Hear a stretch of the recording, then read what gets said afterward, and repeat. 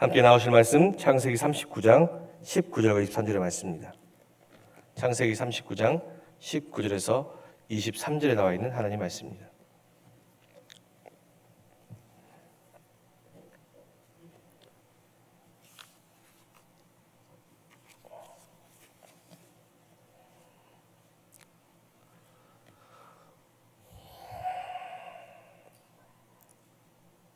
(39장 19절 23절의 말씀입니다. 교독하겠습니다. 그의 주인이 자기 아내가 자기에게 이르기를 당신의 종이 내게 이같이 행하였다 하는 말을 듣고 심히 노한지라.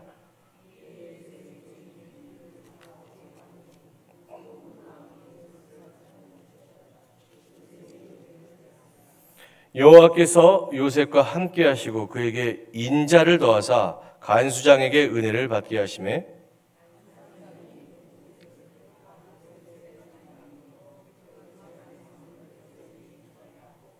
함께 하겠습니다.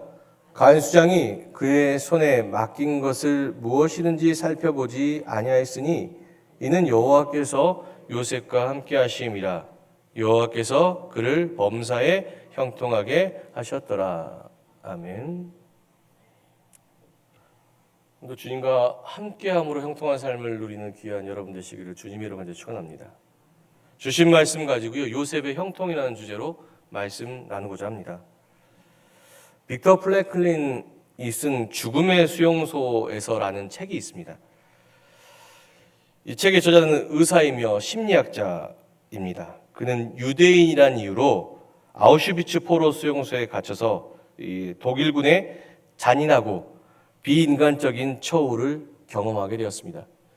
이 소설의 책은 그곳에서 쓴 자전적인 소설입니다. 그런데 이 책이 재미있는 것은 빅터 프랭클린이 아우슈비츠의 독일군의 잔혹함을 고발하거나 원망하는 내용이 아니라는 사실입니다. 이 빅터 프랭클린은 심리학자답게 언제 죽을지 모르는 절망의 수용소에서 살아가고 있는 유대인들을 관찰했습니다. 어떻게 살아가고 있는 것인지. 극한의 배고픔과 추위, 그리고 질병을 이겨내고 억압과 폭력 속에 강제 노역을 하며 또한 가스실에서 언제 죽을지 모르는 공포와 싸워야 하는 이 고통스러운 상황 속에서 빅터 프랭클린은 두 가지 인간의 모습을 보았다고 합니다. 한 가지는요, 이 절망적인 상황 속에서 고통받으면서 삶의 의미를 내려놓고 세상을 원망하고 저주하며 죽어갔던 사람들과 또 한 사람은 어떤 사람입니까? 현재 상황을 받아들여요. 그 안에서의 삶의 의미를 발견하고 그 안에서 행복하고 기쁘게 살았던 것입니다. 빅터 프랭클린도 그 두 부류의 삶을 보면서 자기는 전자가 아니라 후자의 인생을 살아야 되겠다 생각을 하고 이 수용소에서 마음속에 이렇게 되뇌었다고 합니다. 어떠한 어려움 속에서도 나는 살아남을 거야. 나에게 놀라운 일이 있을 거야. 나는 이 땅에 태어난 존재의 목적이 있어. 나에게 소망이 있어. 계속 이 말을 되뇌이며 살았던 결과 빅터 프랭클린은 실제로 아우슈비츠의 생존자가 되었습니다. 작가는 희망이라고는 찾아볼 수 없는 극한의 상황 속에서 살아남을 수 있는 것은 사람이 삶의 의기를, 그곳에서 이런 곳일지라도 삶의 의미를 발견하게 될 때 살아남게 된다는 것을 이야기합니다. 주어진 시련 속에서도 절망하거나 무너지지 않을 수 있음은 내 안에 주어진 삶의 의미를 발견하게 될 때입니다. 우리는 계속해서 요셉의 형통함에 대해서 이야기하고 있습니다. 형통의 사전적인 의미는 모든 일이 뜻과 같이 잘 되어감을 의미합니다. 그런데 이전의 설교에서 나누었듯이 이 교회에서 말하는, 성경이 말하는 이 형통은 세상이 말하는 이런 형통과 다릅니다. 세상이 말하는 형통은 무엇입니까? 아무 시련 없이 성공적인 삶을 살아갈 때라는 것입니다. 그런데 요셉은 정반대의 인생을 살았죠. 보디발 장군의 종이 되고 억울한 누명을 쓰고 감옥에 갇혀 언제 죽을지 모르는 그러한 극한의 시간을 보냈다는 것입니다. 그럼에도 불구하고 성경은 요셉의 삶이 형통했다고 이야기합니다. 오늘 그 요셉의 삶을 들여다보고자 합니다. 시련의 상황 속에서도 형통했던 그 삶에 어떤 비밀이 숨겨져 있는 것일까? 첫 번째, 이 고난의 삶 속에서 요셉이 형통했던 것은 분명한 자신만의 삶의 의미를 가지고 살았기 때문입니다. 오늘 말씀의 시작은 보디발 장군의 아내의 유혹을 뿌리치므로 억울한 누명을 쓰고 감옥에 갇혀야 했던 요셉의 이야기에서부터 시작됩니다. 우리는 지난주 꿈으로 인해 형제들에게 팔려 보디발 장군의 종이 되었던 요셉의 이야기를 잘 알고 있습니다. 당시 종은 어떤 사람입니까? 사람의 대접을 받는 사람들이 아니에요. 종은 사람이 아니라 주인의 재산의 일부, 주인의 소유물이었습니다. 그렇기에 인간 이하의 대접을 받으며 주인이 시키면 시키는 대로 아무 생각 없이 행동해야 했습니다. 위에서 이야기한 피터 플랭클린 역시 인간이 인간 이하의 대접을 당하면서 강제 수용소, 인간 이하의 대접을 당하는 강제 수용소에서 두 부류의 사람을 보게 되었다는 것입니다. 극한의 상황 속에서 어떤 사람은 배고픈 이들에게 빵을 나누어 주는 성자의 모습을 보이기도 했고, 또 다른 사람은 배급받은 빵을, 다른 사람의 빵을 빼앗아 먹기까지 하는 인간 이하, 그러니까 돼지와도 같은, 이 책에서 표현하는 표현이 돼지와도 같은 삶을 보였다는 것입니다. 같은 상황일지라도 어떠한 삶의 의미를 가지고 살아가느냐에 따라 인간의 모든 행동 패턴이 달라진다는 사실입니다. 요셉은 보디발 장군의 종으로 보디발 장군과 그의 가족들이 시키는 일이면 다 해야 했습니다. 그것이 종으로서의 역할입니다. 그러나 요셉은 보디발 장군의 아내가 함께 동침하자는 명령을 하자 그것을 거부하고 그 자리를 뿌리치며 나왔습니다. 요셉은 보디발 장군에게 속한 종이기 이전에 하나님에게 속한 자였기 때문입니다. 이것이 요셉의 삶의 의미였습니다. 종이 되어서도 감옥에 갇혀서도 그는 종으로 죄인으로 살지 않았습니다. 그는 하나님의 백성답게 살았습니다. 그렇기 때문에 하나님은 요셉과 함께 하셨고 종이 되어서도 감옥에 갇혀서도 그의 삶을 형통하게 하셨다는 것입니다. 세상을 살아가고 있는 우리 그리스도인 역시 마찬가지입니다.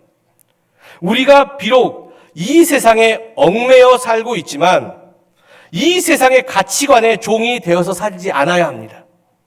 약육강식의 시대 속에서 세상 모든 사람들이 이기적으로 살아가고 서로 경쟁하고 또한 세상의 성공과 쾌락을 쫓아서 살아간다 해도 그리스도인은 그렇게 살지 않아야 합니다.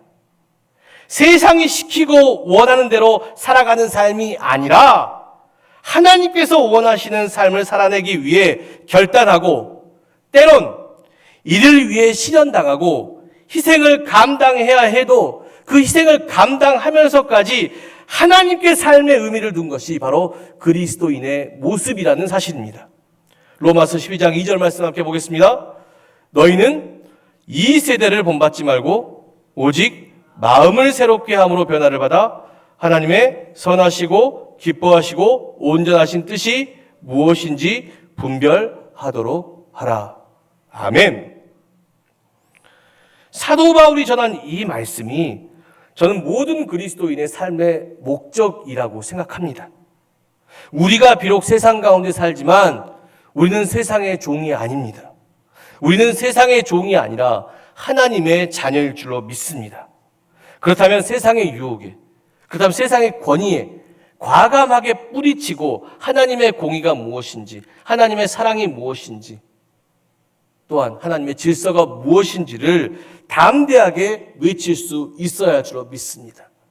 하나님께 삶의 의미를 두었을 때 하나님께서 그리스도인의 삶을 형통케 하실 것을 믿습니다. 두 번째, 요셉의 삶이 시련 중에도 형통했던 것은 낙심하지 않고 나아가는 삶을 살았기 때문입니다. 세상에 속하지 않고 하나님께 속해 살아가는 삶이 어렵고 힘든 삶임은 분명합니다. 요셉의 삶도 그랬지 않습니까? 하나님께서 주신 꿈으로 인해서 채색 옷이 벗겨지고 보디발 장군의 종이 되어 살아갔고, 또 하나님의 말씀대로 살고자 보디발 장군의 아내의 그 유혹을 뿌리쳤잖아요. 선한 일을 했어요. 그런데 감옥에 갇히게 되었다는 것입니다. 솔직히 제가 요셉이라면 채색 옷이 벗겨지는 부분부터 하나님 원망하며 부인하고 살았을지 모릅니다. 그런데 요셉이 대단한 것은 무엇입니까? 하나님의 꿈으로 인해 자신의 삶의 처지가 무너지는 것으로 하나님을 원망하지 않았습니다. 하나님을 떠나지 않았습니다. 오히려 지금 처해진 상황을 받아들였어요. 이 고난을 받아들이고 그 시련 속에서도 나는 하나님의 자녀인 것을 드러낼 거야. 그렇게 살았다는 것입니다. 그것이 하나님께서 요셉과 함께 하신 두 번째 이유입니다. 형통이란 단어를 그 의미를 찾아보면 우리가 왜 그것이 중요한 것인지 알 수 있습니다. 히브리어로 형통하다는 마즐라흐라는 단어입니다. 마즐라흐라는 단어인데 이 단어의 원형이 뭐냐? 짤라흐라는 단어인데 이 뜻은 앞길이 열리다라는 뜻도 있지만 돌진하다, 세찬 기세로 나아가다라는 뜻이 있습니다. 형통하다라는 것은 어떠한 고난 속에서도 흔들리지 않고 세차게 나아가는 삶을 의미합니다. 시련이 없는 삶이 아니에요. 성공만 하는 삶이 아니라 어떤 실패와 좌절이 있더라도 어떤 힘든 삶이 주어질지라도 그 상황을 인정하고 그 삶 속에서 힘차게 나아가는 것이 형통한 삶이라는 사실입니다. 같은 의미로 쓰인 성경 구절에 여호수아서 1장 7절에서 8절의 말씀이 있습니다. 함께 보겠습니다. 오직 강하고 극히 담대하여 나의 종 모세가 내게 명령한 그 율법을 다 지켜 행하고 우로나 좌로나 치우치지 말라. 그리하면 어디로 가든지 형통하리니 이 율법책을 내 입에서 떠나지 말게 하며 주야로 그것을 묵상하고 그 안에 기록된 대로 다 지켜 행하라. 그리하면 내 길이 평탄하게 될 것이며 내가 형통하리라. 아멘. 요단강과 여리고성이라는 수많은 시련이 있는 가나안 땅을 향해 가는 여호수아에게 하나님은 그와 함께함으로 형통하게 될 것이라고 말씀하면서 뭐라고 이야기합니까? 오직 강하고 담대하게 주심 율법을 묵상하며 거기에 기록된 대로 지켜 행하며 우로나 좌로나 치우치지 말고 살아갈 것을 요청합니다. 율법은 뭡니까? 율법은 하나님의 약속일 줄로 믿습니다. 약속된 말씀. 질병으로 인해 넘어질 때, 경제로 넘어질 때, 가정이 위기에서 넘어질, 자녀 때문에 넘어질 때 좌절하거나 상처받지 마시고 그때 뭐예요? 말씀과 기도 생활을 더 열심히 하십시오. 하나님의 약속을 붙잡으십시오. 반드시 하나님께서 선으로 합력하여 선을 이루실 줄로 믿습니다. 그 약속에 의지하며 우로나 좌로나 치우치지 않고 뭐하여 산다고요? 돌진하며 나가는 것이 하나님께서 나와 함께 하심을 믿으며. 요셉 보십시오. 사람이 보기에 형통하지 못했던 종살이와 감옥살이의 삶이었지만 요셉은 그곳에서 낙심하거나 절망하지 않고 하나님의 꿈을 향해 돌진하며 나갔다는 것입니다. 그러자 하나님께서 함께해 주셨고 그의 삶을 형통하게 하실 뿐만 아니라 그 상황을 이길 수 있는 지혜도 주셨고 그의 삶을 역전시킬 수 있는 기회도 주셨지 않습니까? 씨앗이 열매 맺기 위해서는 단단한 땅에 갇혀야 합니다. 단단한 땅에 갇혀서 제일 먼저 할 일은 무엇입니까? 뿌리를 내리는 것이죠. 뿌리를 내려야 영양분을 공급받을 수 있지요. 하나님의 말씀, 내가 단단한 땅에 갇혔다고 생각하면 먼저 말씀 앞에 뿌리를 내려야 할 줄로 믿습니다. 그리고 그 공급받은 힘으로, 그 말씀의 힘으로 어떻게 해요? 이제는 위에 있는 그 단단한 흙을 뚫고 나가야지요. 줄기가 그 단단한 흙을 뚫고 나가지 못하면 땅 속에서 썩을 뿐입니다. 그러나 분명한 것은 그 단단한 흙을 뚫고 나갈 때 그 줄기는 이파리를 맺고 또 꽃을 피우고 열매를 맺게 될 것을 믿습니다. 그 영양분은 누가 공급해 주십니까? 하나님. 바람으로, 햇볕으로, 비로 하늘에서 내려주잖아요. 그 줄기가 단단한 땅을 뚫고 나오기만 한다면, 예. 갇혀있는 땅에서 좌절하거나 불안함을 가지고 살기보다 반드시 꽃을 피우고 열매 맺게 하시는 하나님의 뜻을 믿으며 우로나 좌로나 치우치지 말고 세상을 뚫기 위해 뭘로 무장하라고요? 말씀과 기도로 끊임없이 영양분을 공급받아야 뚫을 수 있지 않습니까?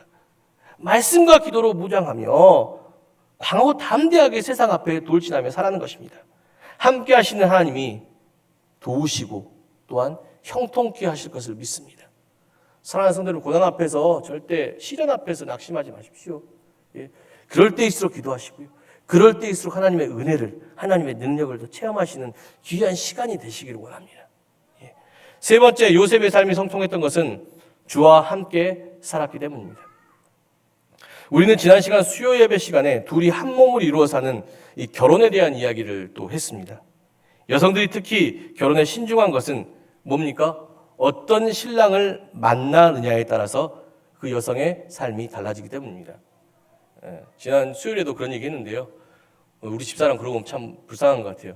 괜히 목회자 만나갖고 목회자같이 또 어렵게 힘들게 살아가고 있습니다. 예, 그렇죠. 어떤 사람을 만나냐에 따라서 우리 인생이 달라집니다. 그리스도인 역시 마찬가지입니다. 예수 그리스도는 신랑이시며 그리스도의 몸된 교회는 신부가 됩니다.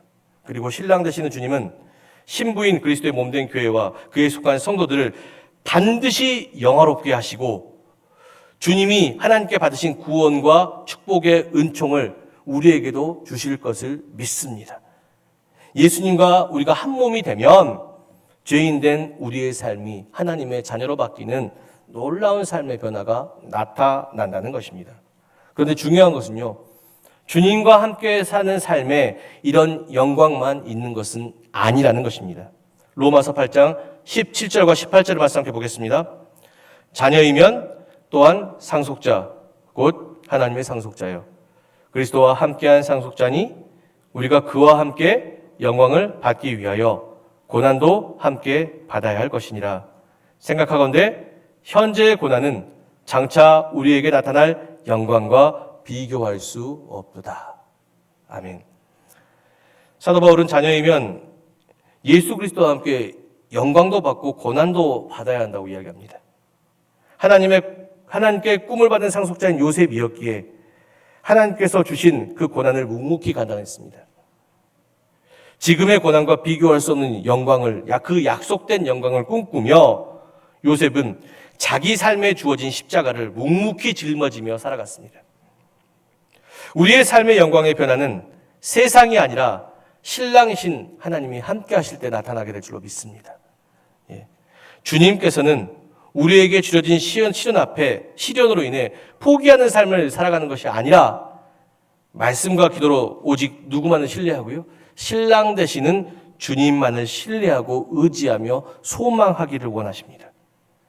그와 같이 사는 삶 가운데 하나님이 함께 하시고 하나님의 방법으로 지금의 큰 고난을 더 큰 은혜와 영광으로 역전시켜가는 형통한 삶을 주신다는 것입니다. 그렇지 않습니까, 요셉이, 그죠? 감옥에 갇혀 있는 것이 세상이 보기에는 끝이라고 생각했지만 그 감옥에서 술 맡은 관원장을 만나게 되었고요. 그 일을 통해서 요셉은 이집트의 바로를 만나게 돼서 애굽의 총리 대신이 되었지 않습니까? 그죠? 만일 요셉이 감옥이 없었다면 그와 같은 축복이 없었지 않습니까? 그죠? 십자가의 삶은 마찬가지입니다.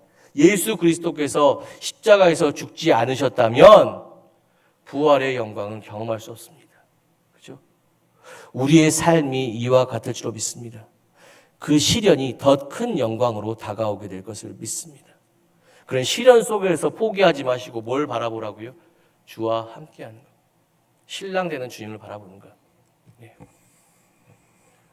남편 바라보시고 저 남편 있으니까 사는 것입니다.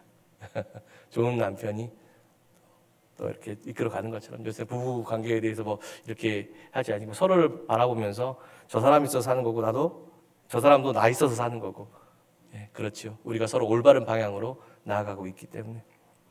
하나님께서 신랑 되신 주님께서 그런 분이실 줄로 믿습니다. 어렵고 힘들 때 신랑이신 주님 바라보십시오. 절대 신랑은 신부를 버리지 않습니다. 그리고 그 신부의 회복을 위해서 노력하게 될 줄로 믿습니다.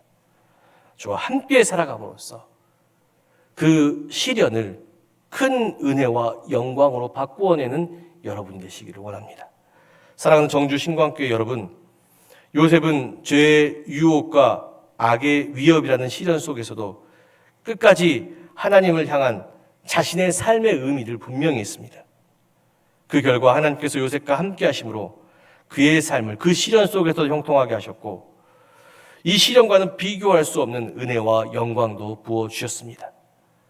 우리 모두 요셉과 같이 어떠한 시련이 다가와도 우리의 삶의 의미를 주님께 두고 낙심하지 않고 나아가는 삶을 살아가길 원합니다.